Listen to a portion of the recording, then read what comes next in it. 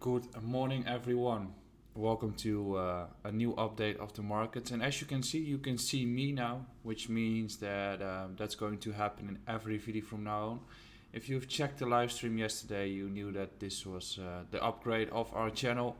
And we are slowly building, which means that there's way more coming up. And today I'm going to shoot an interview, which most likely is going to be posted tomorrow on this channel.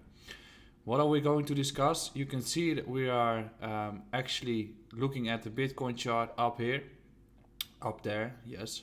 But the Bitcoin chart is not doing too much, so we don't really have to do a very long update today, but still going through the charts as we always discuss that. As I said yesterday, the institution interest is increasing, but the institution interest would not mean that the price can't go down from here on. The long-term perspective is that we need those institutions to get more money into the markets, to get regulations, to get accepted as a mature asset. That's what we need in terms of adoption. But short-term we can still have a drop down because some old wallets are actually selling Bitcoin, or miners are selling Bitcoin. If long-term investors are buying their Bitcoin, those Bitcoins will go out of the exchanges or go to hardware wallets. So the actual supply that's being traded on exchanges is decreasing, which means that also the price the amount of Bitcoin you need to drop the price is lower than usual. So I would not be FOMOing too much based on those institutional interests. I would just be looking at price action period and go from there. And what we can see in the price action is still the same view. I mean, we still have that overextended move and the potential top construction. And top constructions take weeks, or could take weeks, as we've witnessed previously in the period of August, in which we saw that there was a sort of distribution pattern before the price reversed and started to fall down. As we can see here, we are currently getting a likely distribution pattern or reaccumulation in which the volatility starts to drain south after a volatile period. So right now we can see that the price is acting inside the small range. There is an acceptance between sellers and buyers, which means that there is also almost no volume. But the majority of people are currently focused on trading those small levels here and getting liquidated. So you often see quite choppy structures in the price during this period, which is not the period that I'm interested in trading. I'll just be waiting until we see a clear pattern construct, and I'm using the higher time frames for me to define a strategy, which is still that I've been skating out towards dollar, having liquidity to actually buy the dip, as I assume that we will get that dip at some point. Given that I'm expecting the dollar to bounce up, there's still that inverse correlation between those two, which is the primary reason that actually Bitcoin has been showing strength during the past year. Especially since this March crash, we've seen that the dollar has been weakening.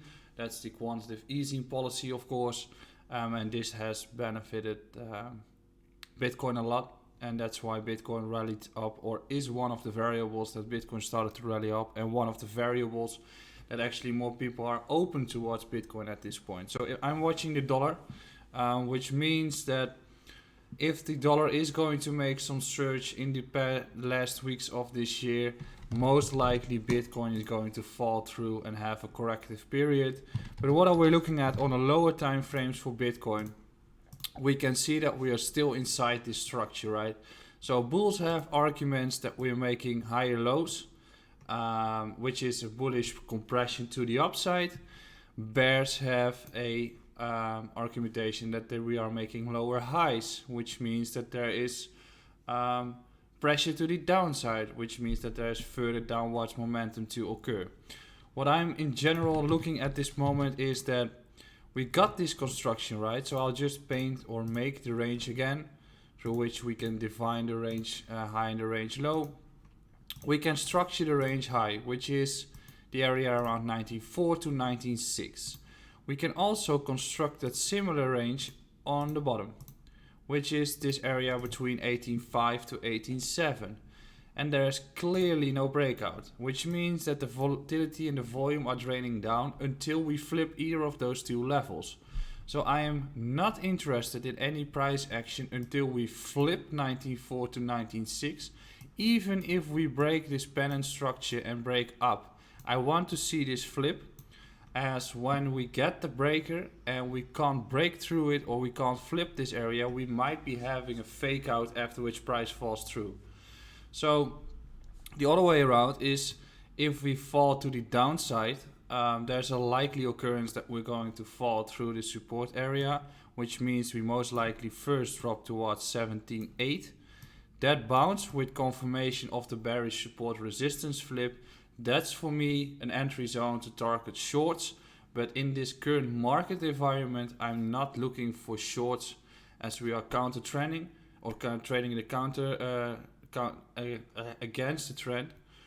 I'm looking to just scale out and buy the dip, as the dips will be quite swift. So what I mean is that if the price starts to dip to 16 or 14k, it will usually be a quite V-shaped recovery. So it's just a wick, and in that period I want to scale into my positions that I've been building, and I just don't want to focus on shorting for the markets. I'm exposing myself less to crypto with having USDT in my portfolio, so that's already shorting or being short on Bitcoin. So these are the target triggers for me to look at a potential trade. If we fall through, I'm going to look at 16k to 17k as the first potential long entry zone. If we do make the breaker above 19.5, I'm expecting a new rally towards 21k. Want to see strength, as we might have a fake out in general on the upside to construct a triple top, or at least a triple wave. So that's the key point at this moment, and I think we're going to have a volatile move towards the end of this week as I see the construction develop at this point. I've forgotten to analyze XRP yesterday, so I'll just analyze XRP at this point. I don't know why my complete chart is erased. Okay, well, it's fine. We do have the range high at 70 cents. Which is acting as one. Oh, I have constructed it wrong. That's the range high. We do have this daily level which tested initially, and when something starts to explode, you can see that the volatility drains away over time. So we see a heavy impulse move, heavy downwards move, and now the price starts to slowly become less volatile. As you can see in this period as well, the price just becomes normal and starts to correct. We do know that there is the flare airdrop or whatever his name is coming up, which means that there is most likely or could be a final run up just to buy the rumor, sell the news, and then around the event we start to correct. If the event is over, I think we're going to have a further correction or extended correction, in which I'm going to look at these zones for potential longs, through which we just get a copy paste period of this, in which we just start to correct. Then I'm looking for an entry zone, as most likely the next run of XRP is going to be towards $1 or even more. But based on this chart, if I look at such an impulsive move, I'm not interested in swing trading. I'm interested in looking for swing trade opportunities based on the daily time frame, being very patient. But in general, if that construction is here, you're looking at scalp trade opportunities, as there's heavy volatility and you can day trade XRP. But right now it's not in a swing trade position. Bitcoin is also not in a swing trade opportunity for longs at all.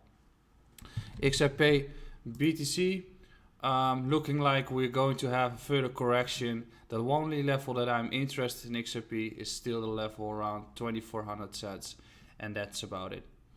Don't forget to follow me on Instagram, subscribe to the channel, stay tuned. I'll be back tomorrow with probably the interview and another market update. Have a wonderful day.